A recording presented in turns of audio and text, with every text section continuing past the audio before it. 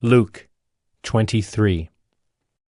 Then the whole company of them arose and brought him before Pilate, and they began to accuse him, saying, "We found this man misleading our nation and forbidding us to give tribute to Caesar, and saying that he himself is Christ, a king." And Pilate asked him, "Are you the king of the Jews?" And he answered him, "You have said so." Then Pilate said to the chief priests and the crowds, "I find no guilt in this man." But they were urgent, saying, "He stirs up the people, teaching throughout all Judea, from Galilee even to this place." When Pilate heard this, he asked whether the man was a Galilean. And when he learned that he belonged to Herod's jurisdiction, he sent him over to Herod, who was himself in Jerusalem at that time.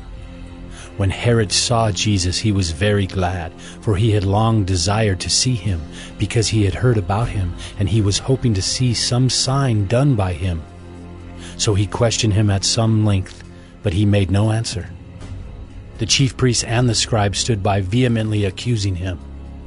And Herod with his soldiers treated him with contempt and mocked him. Then, arraying him in splendid clothing, he sent him back to Pilate. And Herod and Pilate became friends with each other that very day, for before this they had been at enmity with each other. Pilate then called together the chief priests and the rulers and the people, and said to them, "You brought me this man as one who was misleading the people, and after examining him before you, behold, I did not find this man guilty of any of your charges against him. Neither did Herod, for he sent him back to us. Look, nothing deserving death has been done by him. I will therefore punish and release him."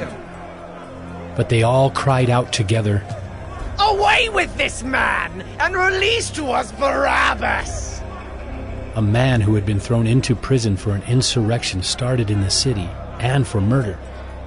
Pilate addressed them once more, desiring to release Jesus, but they kept shouting, "Crucify!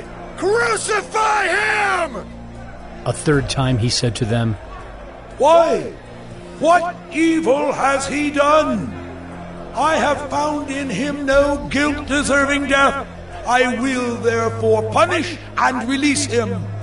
But they were urgent, demanding with loud cries that he should be crucified, and their voices prevailed. So Pilate decided that their demand should be granted. He released the man who had been thrown into prison for insurrection and murder,